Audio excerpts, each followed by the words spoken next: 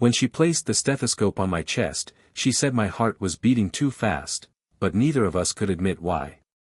The waiting room was quieter than I expected. The soft hum of an overhead light, the muted tick of a wall clock, and the faint scent of antiseptic all pressed into the silence. I sat there, trying to steady my breathing, but each rise and fall of my chest only reminded me of the very thing that had brought me here, the strange, racing rhythm of my heart. When the door opened, I expected another nurse, another brief voice calling my name. Instead, it was her. A woman in her early 40s, hair swept back in a way that framed her face with a quiet elegance. She carried herself with the calm assurance of someone who had spent years in these halls, yet her presence didn't feel distant. It felt grounding. "Come in," she said, her voice low, measured, carrying both authority and warmth. I followed her into the consultation room, feeling strangely aware of my footsteps against the polished floor. Inside, the air seemed softer, more intimate than the sterile space outside. She gestured for me to sit, then settled across from me, her gaze steady but not intimidating. There was something about the way she studied me, not as a case file or another name on a chart, but as if she was reading more than I wanted to reveal. "What brings you in today?" she asked. I hesitated, then explained the odd, erratic pounding in my chest, the way it sped up for no reason, the worry it left in its wake. She listened without interruption, her chin resting lightly against her hand, eyes locked on mine with a patience I wasn't used to. No rush, no dismissal, only focus. As I spoke, I noticed details I shouldn't have. The faint crease at the corner of her lips when she pressed them together in thought. The way her lashes dipped and lifted slowly when she blinked. The subtle trace of lavender in the air, like it had clung to her before she entered.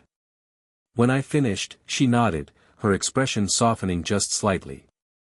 "We'll take a closer look," she said. And though it was routine, the words carried a reassurance that settled something in me.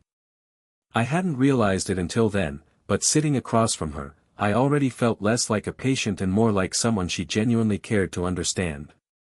My heart was still racing, but now, I wasn't sure it was entirely from the condition that brought me here. She asked me to move to the examination table, her voice calm but steady, carrying a tone that left no room for hesitation. I did as she instructed, sitting upright while she prepared her tools. The room was quiet enough that I could hear the faint rustle of her coat as she slipped the stethoscope from around her neck. "Relax your shoulders," she said gently. Her words were clinical, but the softness beneath them made my pulse quicken instead of slow. She adjusted the stethoscope, then stepped closer, close enough that I caught the subtle fragrance of lavender again, mingled with something faintly clean and sharp, like soap. When her fingers brushed against the edge of my shirt to guide it aside, the touch was light, almost careful, as if she didn't want to startle me. Her hand lingered for just a second longer than it needed to, cool against the warmth of my skin. Then the chest piece of the stethoscope pressed against me, cold and startling, making me inhale sharply. Her gaze flicked up briefly, catching the reaction, and the corner of her mouth softened into what might have been the beginning of a smile. "Breathe normally," she murmured. I tried to obey, but the awareness of her closeness, of her presence, made every breath feel measured, conscious. She leaned in, tilting her head slightly as she listened. Strands of her hair had come loose, brushing lightly against her cheek. From this angle, I could see the faint concentration lines at the bridge of her nose, the way her lips parted just slightly as she focused. Her hand steadied the stethoscope against my chest, and though the pressure was light, I felt every beat echo louder inside me. After a long moment, she pulled back, though her hand lingered briefly before letting go. Her eyes met mine with a curious expression, part concern, part something harder to name. "Your heart," she paused, as though choosing her words carefully. "It's beating too fast." The sentence should have been purely medical, but the way she said it carried something unspoken. My chest felt heavier, not from the diagnosis but from the realization that she had noticed what I was trying to ignore, not just the erratic rhythm inside me, but the way it seemed to race louder in her presence. She set the stethoscope aside, her movements precise again, professional. Yet, in the silence that followed, the words still lingered between us, as if we both understood they meant more than they should. She didn't dismiss me with a quick note on a chart or a casual, "Come back if it worsens." Instead, she leaned back slightly in her chair, still watching me with that same steady gaze. The stethoscope lay coiled on the desk between us, but her attention hadn't shifted back to instruments or files. It remained fixed on me. "Tell me," she said quietly, "have you been under stress lately? Sleeping well?" Her voice was measured, but not detached. It carried the weight of someone who wasn't just filling in boxes but genuinely searching for an answer. I hesitated, unsure how to explain that my nights had grown restless, not from work or studies alone, but from a deeper unease I didn't always understand. "I don't sleep much," I admitted. "Sometimes my mind doesn't stop." She nodded slowly, as though the words weren't foreign to her. "That can take a toll. On more than just your body." There was a pause, and then almost imperceptibly, her eyes softened. "I know. That last phrase wasn't in the textbook. It wasn't medical advice or a standard reassurance. It was personal. A quiet confession tucked between the lines." For a moment, she seemed less like my doctor and more like a woman carrying her own late-night thoughts, her own quiet burdens. The air between us shifted. She asked me about my routines, how I spent my days, what I hoped for in the months ahead. The questions were gentle but deliberate, drawing me out in a way that made me reveal more than I expected. I found myself speaking about ambition, about the pressure of proving myself, about the loneliness that sometimes clung even in crowded rooms. And when I stopped, uncertain if I'd said too much, she didn't look away. Her expression had softened even further, touched by something like recognition. "It's not weakness to admit that," she said. Her hand rested lightly on the edge of the desk, close enough that if I had reached forward, my fingers could have brushed hers. The silence that followed wasn't clinical. It wasn't awkward either. It was heavy in the best way, filled with unspoken understanding. For the first time, I wondered if she was telling me as much about herself as she was about me. When she finally moved to make a note in my file, the professional mask slipped back into place, but the vulnerability of that moment lingered. And I knew, without her saying it, that our conversation had gone somewhere it wasn't supposed to, somewhere neither of us was entirely ready to leave. The second time I walked into her office, it felt different. The nerves were still there, my heart still beat a little faster, but there was also something else, a strange relief at seeing her again. She greeted me with the same calm professionalism, yet there was a small flicker in her expression, almost like recognition, that softened the edges of the moment. "How have you been?" she asked, her tone casual but carrying a subtle weight, as if she was asking more than just about my health. "I've been better," I said, allowing a half-smile. She tilted her head slightly, waiting for me to elaborate, and for a second I nearly confessed that the thought of returning here had been on my mind far more than it should have been. Instead, I let the silence stretch, and she accepted it without pressing. She went about her routine checks with practiced ease. This time, though, there was a faint shift in her demeanor. When she reached for the cuff to measure my blood pressure, her fingers brushed against mine, cool against my skin.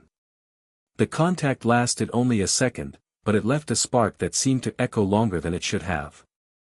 "Try to relax," she murmured, wrapping the band around my arm. Her voice was low, almost coaxing, but her words had the opposite effect. My pulse thudded in my ears, and when the machine gave its reading, she glanced at it with a knowing look that bordered on amusement. "You're tense," she observed. I shrugged lightly, pretending not to notice how close her hand still was to mine. "Maybe it's the atmosphere," I offered. Her lips curved into a smile, the kind that caught me off guard. It wasn't the polite, practiced expression she might give any patient. It was smaller, softer, almost unguarded. The kind of smile that lingers in the memory longer than it should. For the rest of the checkup, the air felt lighter. I made a small joke about the bland artwork on the wall, and to my surprise, she laughed, not the restrained chuckle of someone maintaining composure, but a quiet, genuine laugh that softened her entire face. The sound of it stayed with me, echoing in the silence of the room long after it faded. By the time she closed her file and set her pen down, the space between us felt changed. Nothing had been said outright, nothing forbidden crossed, yet the bond had shifted. Beneath the clinical routine, something warmer had taken root, something that neither of us seemed ready to name. By the third visit, I no longer told myself I was just there for the test results. There was a steadiness I craved in her presence, a quiet assurance that drew me in even before she spoke. Still, when she greeted me, her tone was professional, her posture composed. Only her eyes betrayed something softer, as if she, too, remembered the unspoken moments we had shared. She began the checkup, asking the usual questions, but the words felt almost like a ritual now, a dance we both knew was leading somewhere deeper. When she asked, "How are you feeling outside of all this?" her voice dipped, carrying an edge of genuine concern that cut through the routine. I hesitated, then admitted, "Sometimes it feels like I'm running against the world. Like I have to prove myself, or I'll fall behind." The words spilled faster than I intended, and I quickly added, "I know that sounds human," she interrupted, finishing my thought with a gentleness that steadied me. She set the clipboard aside, leaning forward slightly, no longer the distant figure of authority but something closer, more real. Her eyes searched mine for a moment before she spoke again. "People often think strength means carrying everything without breaking. But sometimes the strongest thing you can do is say you're tired." Her voice was low, and I could hear something unpracticed in it, as if she wasn't quoting wisdom for my sake, she was speaking from her own truth. "You sound like you know that feeling," I said quietly. Her lips curved in a faint smile, but there was no humor in it. "I do. Responsibility has a way of making you forget that you're allowed to be human, too." She looked away for a moment, her gaze lingering on the desk, and in that silence, I realized she had revealed more than she intended. For the first time, the age between us disappeared. She wasn't the untouchable doctor, and I wasn't just the patient. We were two people admitting, in our own ways, that we carried loneliness, pressure, and the weight of unspoken doubts. The air thickened with what neither of us dared name. Her hand rested on the desk, close to mine, her fingers tapping lightly as if debating whether to move closer. She didn't, and I didn't either, but the possibility hung there, heavy and alive. When she finally picked the clipboard back up, her expression had shifted back into something composed, but her voice carried a tremor I hadn't heard before. And I knew then that whatever was unfolding between us, it wasn't one-sided. It was late when I saw her again, not in the bright sterility of the clinic, but in the softness of the evening. The air was cool, carrying the faint scent of rain, and the streetlights had just begun to glow against the darkening sky. She was leaving the building as I arrived to pick up a small prescription, her coat folded over one arm, a light scarf draped casually around her shoulders. For a moment, I almost didn't recognize her. Without the white coat and clinical barriers, she looked different. Softer, more approachable, yet no less striking. She paused when she noticed me, surprise flickering across her face before settling into a small, almost hesitant smile. "Heading home?" I asked, trying to sound casual, though the sudden rush in my chest betrayed me. She nodded. "Yes. Long day." Her voice was gentler, quieter than it ever was inside those walls, as if stepping outside had loosened something she usually kept tightly bound. We fell into step together, walking slowly down the quiet street. Conversation came easily, lighter than the careful dialogue of appointments. She asked about the book tucked under my arm, and I teased her about the scarf she kept adjusting against the breeze. She laughed softly, the sound threading through the night like something secret, something not meant for anyone else to hear. As we walked, I caught myself studying the way the lamplight brushed across her profile, the delicate curve of her cheek, the strands of hair slipping loose from their hold. When the wind tugged one across her face, she lifted her hand to tuck it back. Almost without thinking, I reached to help, brushing the strand gently behind her ear. My fingers grazed her temple for the briefest second, the warmth of her skin searing into me. She stopped. Just slightly. Her breath caught, subtle but unmistakable, and her eyes lifted to mine. In the dim glow, there was no professional mask, no guarded expression, only a raw hesitation, edged with something dangerously close to longing. "You're not making this easier for me," she whispered, half a smile tugging at her lips though her voice betrayed the weight of her words. I didn't press, didn't break the fragile moment. We simply continued walking, the silence between us richer than any confession. Yet every step carried a new awareness, that we had crossed an invisible line. Not fully spoken, not fully acted upon, but real enough that neither of us could pretend it wasn't there. The next time I sat across from her in the clinic, the room felt different. Maybe it was me, carrying the memory of that evening walk, the brush of her hair against my fingertips. Or maybe it was her, the way her eyes softened the instant they found mine, as if she too hadn't let the moment go. She slipped the stethoscope from around her neck and gestured for me to sit on the table. Her movements were calm, steady, but there was a new quietness between us, thicker than before. When she placed the chest piece against me, the cold press of it was familiar now, yet what shook me was her hand, warm, steady, lingering just a fraction longer on my skin. "Breathe normally," she murmured, though her own voice carried the faintest tremor. I tried, but my chest rose unevenly, my heart beat loud against the silence of the room. Her eyes flicked up to mine, and for a moment neither of us moved. Her brows drew together slightly, her lips parting as though she wanted to speak. Instead, she listened, not just to the rhythm under her stethoscope, but to something deeper. When she finally pulled the instrument away, her hand stayed on my chest, palm flat over the place where my heart hammered.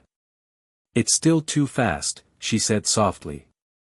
The words should have been purely clinical, yet they carried something else entirely, an acknowledgement, an unspoken truth. I swallowed, gathering the courage that had been building through every visit, every silence, every accidental touch. "It's not just the condition," I said quietly. "It's you. It's always faster when you're near." For a long moment, the room stilled. Her hand didn't move, and in her eyes I saw 1,000 thoughts flicker, hesitation, responsibility, fear. But woven among them was something she couldn't hide, the same pull I felt, undeniable and human. Her breath left her in a slow sigh, almost like surrender. "You don't make this easy," she whispered again, but this time there was no resistance in her tone. Only warmth. She let her hand linger, not as a doctor, not as a routine gesture, but as a woman allowing herself one quiet truth.